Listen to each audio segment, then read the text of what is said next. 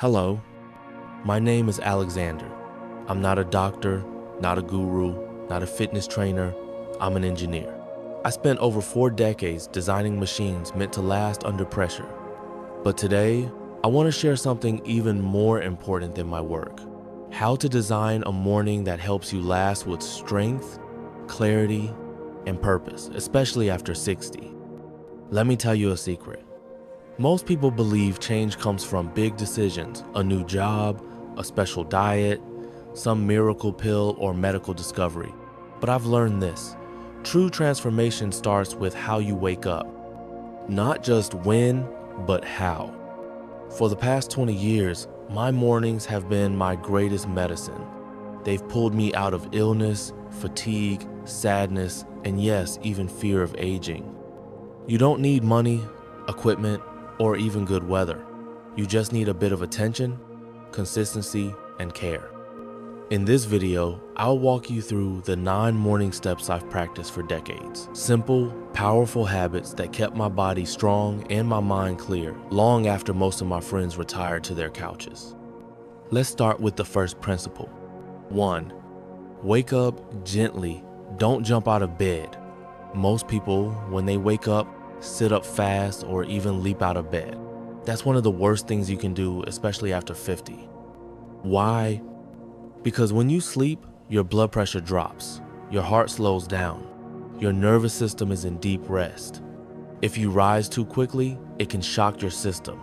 Your heart has to race to catch up. Dizziness, sudden fatigue, even fainting, all of these can follow.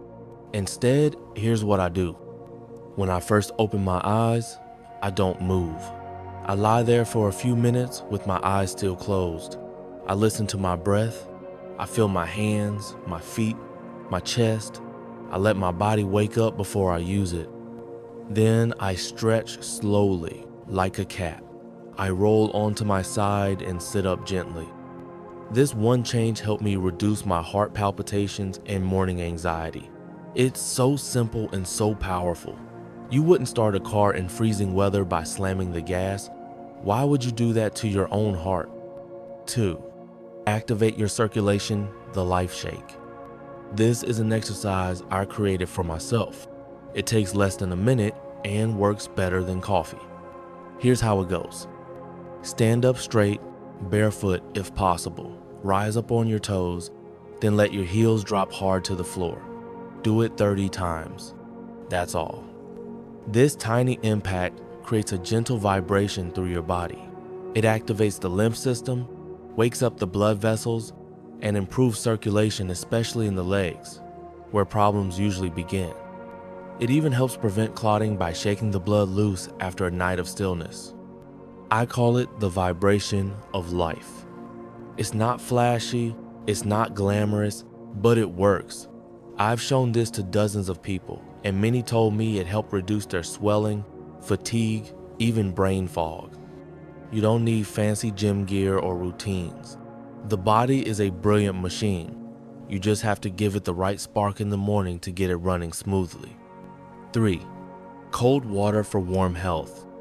Next, after I've moved and shaken out the stiffness, I turn to my next ritual, cold water. Let me be clear. I don't plunge into ice baths. I'm 80. I'm not here to shock myself. But I do train my body to respond to stress with respect. At first, I just splashed cool water on my face and wrists. Then I started wiping down my body with a damp cloth. Only after a few weeks did I begin full body rinses. Sometimes warm first, then cool. Eventually, just cool water in the shower. Why? Because cold water is a message to the body. It says, wake up, circulate, defend. The blood moves, the heart pumps, the vessels contract, then expand. Immunity rises. I feel clearer, more alive. And here's the beautiful part. It also clears the mind. I often say, pour cold water on your body and the fear of the day washes away with it. I've stepped into the shower feeling anxious and stepped out ready to take on the world. Don't rush into this. Let your body guide you, but do try.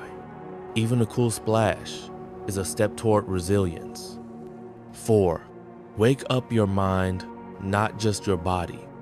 Now that the body is awake, it's time to spark the mind. Here's the danger of our time. Most people wake up and grab their phone.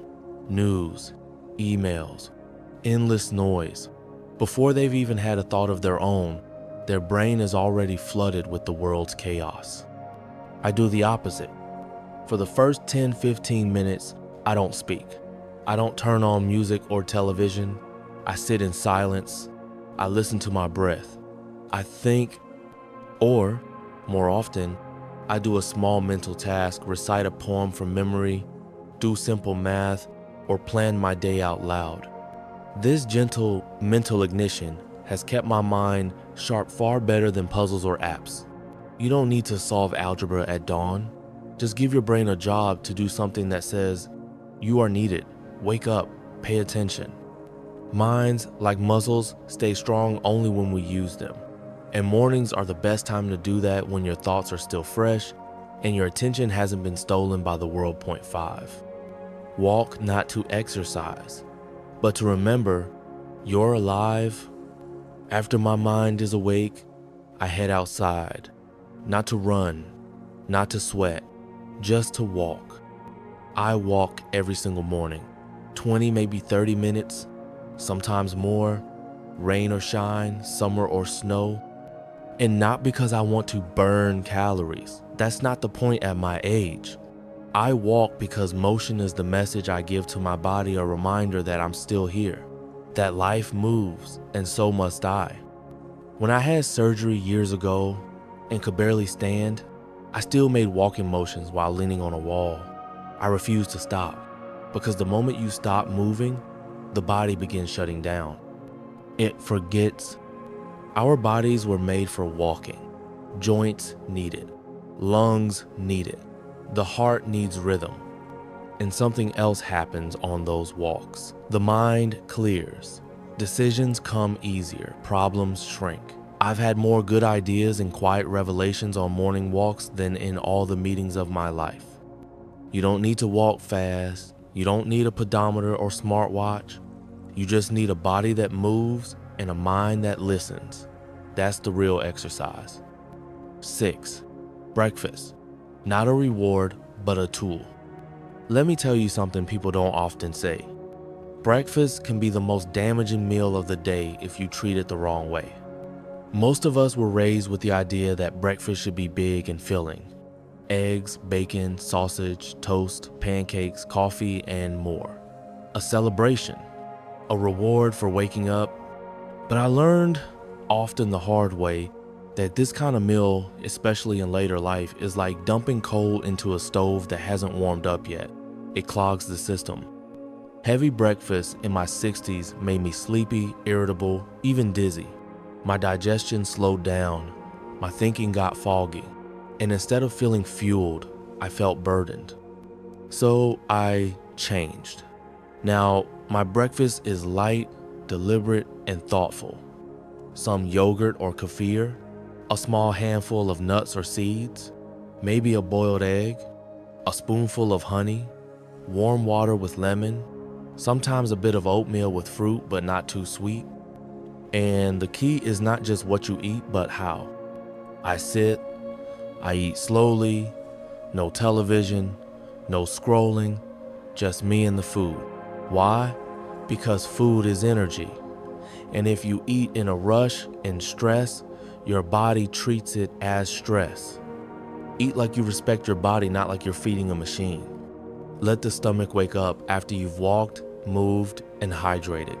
You'll be amazed how much clearer and more stable your energy becomes. 7. Set your inner compass before the world takes it. After breakfast. But before I engage with the outside world, calls, tasks, conversations, I do one last ritual. And this, I believe, is the most underestimated one of all. I call it tuning the compass.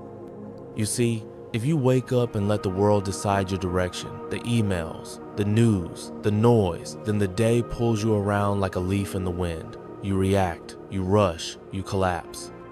But if you pause and set your own direction, everything changes. Each morning, I quietly ask myself, what matters today? What can I do with peace and clarity? How can I move slower but with more purpose? Sometimes I say a phrase out loud, not as a mantra, but as an instruction. Today, I walk at my own pace. Today, I do what I can, and that's enough. Today, I protect my calm. These phrases aren't magic, but they're reminders, like tightening the screws on a machine before it runs all day. You start with intention, and that changes the outcome. Even if something goes wrong later, traffic, arguments, delays, my inner compass doesn't shake so easily because I tuned it before the chaos. Point 8, start the day in silence before the noise owns you. I've come to believe that silence is not the absence of sound, it's the presence of self. Each morning for at least 10 minutes, I sit without speaking. No television, no phone, no music, just me, the window, my breath, the morning light. You may think, what's the point? But in those 10 minutes, I reconnect with the only constant in my life, myself. Not the version shaped by work, news, or habits, but the real me underneath. Silence is where resilience is born. Because when you can sit with yourself without distraction or input, you realize that you don't need external stimulation to feel alive. You are enough. I used to think productivity was about doing more. Now I think it's about knowing why you do anything at all. And that clarity often comes in stillness, not action. Try this. Tomorrow morning, before anything else, sit, breathe, watch. Listen not to the world, but to yourself. That's not a waste of time. That's the foundation of a steady day. 9. Breathe not just to live, but to return. If there's one universal rhythm that keeps us anchored, it's breath. Most people breathe without noticing. Fast, shallow, automatic. But once I began to observe my breathing in the mornings, everything changed. I don't practice any complicated techniques, no fancy patterns or yogic rituals. I simply notice the inhale, the pause, the exhale, and again, sometimes I count, sometimes I smile, sometimes I whisper quietly to myself, I'm alive. Because that's what breath reminds us of. Not just that the body works, but that we are still here, present. When I was recovering from illness years ago, I couldn't walk far, but I could breathe. And with each deep breath, I felt a kind of homecoming, like returning to a place I had forgotten. You don't need a teacher for this, just awareness. A few deep breaths in the quiet of the morning can reset your nervous system better than a pill. When people ask me how to calm anxiety or start a stressful day, I say, start by breathing like you mean it. And finally, the most important principle of all, repeat it every single day. You can stretch once, you can walk once, you can breathe mindfully once, but real change, lasting, sturdy, life-giving change only comes from repetition. People often ask me, what's your secret?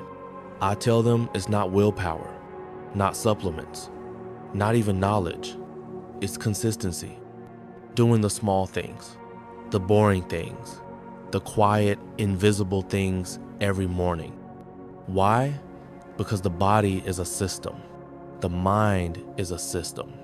If you start it the same way each day, gently and deliberately, it trusts you, it runs smoother, it recovers faster, it fights disease better.